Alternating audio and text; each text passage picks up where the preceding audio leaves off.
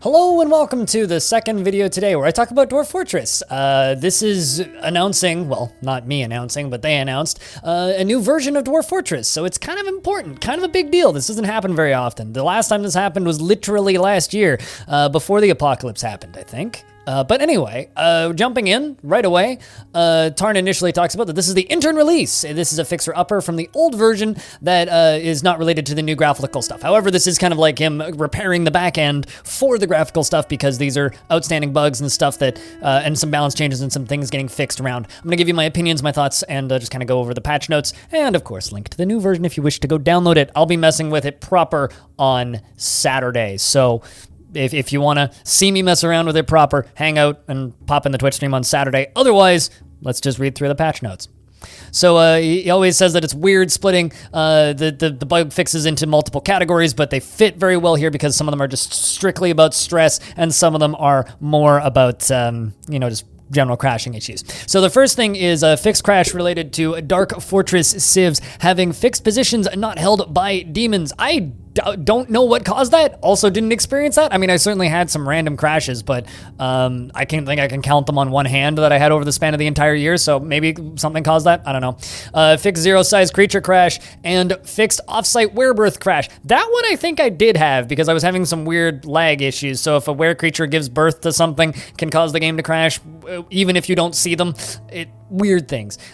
Stopped visitors from siding against the fort in any conflict where the fort's tame mega beasts are involved. I think I've had this happen. I had my visitors side against me a couple of times, and then just it caused an entire fort to die. It was very vile and disgusting and horrifying, and I cried at the end of it. Made people get used to seeing dead bodies. This I don't like. So I think that there is a large portion, and I think I'm in the minority here, of people who believe that dwarves are completely, what's the word I'm looking for here? Incapable of, or is completely incapable of dealing with combat. And I think that it certainly is possible just to be really careful. And I think that PTSD is a real problem in real people. And I think that it should be reflected in dwarves. But I mean, here we are. I guess the loudest voices won, and the loudest voices really wanted this feature added. So this is a positive thing, I think, for the majority of the people who play Dwarf Fortress these days. Made cave adaptation effects less frequent. I like this. This is really good. I'm real fucking annoyed with cave adaptation on a good day, so I'm real glad that got added in. That's actually a main cause of problems in a lot of my deeper cavern forts because the amount of vomit and sad moods that comes from seeing the sun after so long really annoys a lot of my dwarves.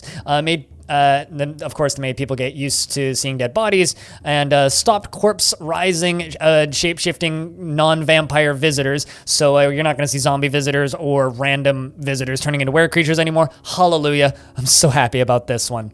And made basic friendships easier to form. Also really happy with that one because I love seeing friendships form.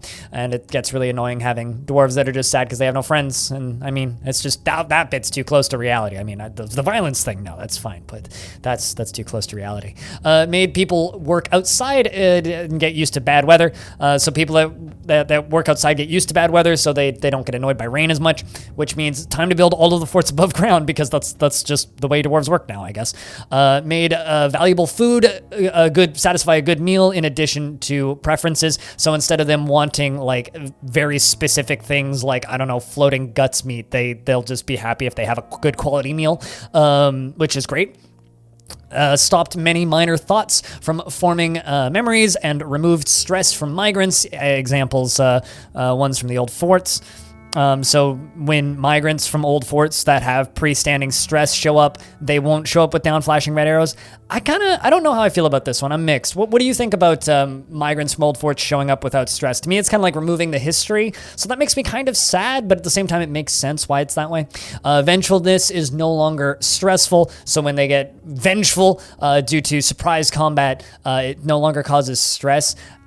Generally is caused by, it says here, attacking animals. I mostly see this with buzzards dive bombing my military while they're training, or dwarves trying to move crafts around and stuff. Quite annoying, but not game breaking in my opinion. It makes sense why this was changed, though. I like that change.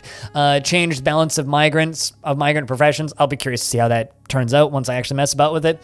and patch one form of military item corruption on load, root cause not identified. So I think that's the crash when they leave the map and then come back with items and then they break because they're trying to equip a book. I think that's what that one is. I'm not entirely certain. I do recall people talking about that though. And then the last two, fixed mundane has any can swim. I saw people talking about that, and expulsion exception child not present now only applies to minor children, which makes me so happy because being unable to expel a very angry parent is the most aggravating thing in the world. Of course, if you want to download the new version of Dwarf Fortress 0.47.05, links in the description on bay12games.com. Please support Bay12 Games on Patreon, and thank you very much for watching this video, because frankly, it's actually making this YouTube channel exist. You're fantastic. Thank you very much for watching, and I will see you in the next one.